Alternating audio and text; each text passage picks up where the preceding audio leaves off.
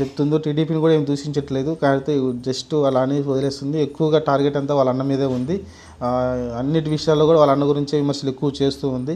రాష్ట్రం నాశనం అయిపోతుందని కావచ్చు, ఏదైనా అన్ని రకాలుగా ఏ మాటలు మాట్లాడినా అన్న గురించి వ్యతిరేకంగానే కనిపిస్తున్నాయి. కాబట్టి ఎందుకంటే కడప నుంచి పోటీ చేసినప్పుడు మనం అర్థం చేసుకోవచ్చు. ఇంకా సీరియస్గా అయితే ఆమె అక్కడి నుంచి ఎఫెక్ట్ అయితే పెడుతుంది.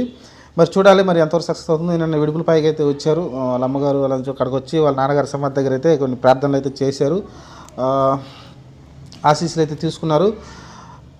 ఇది మరి ప్రస్తుతానికి అయితే కాంగ్రెస్ అయితే 114 సీట్లు ఎమ్మెల్యే సీట్లు అయితే ప్రకటించింది, 5 ఎంపీ సీట్లు అయితే ప్రకటించింది.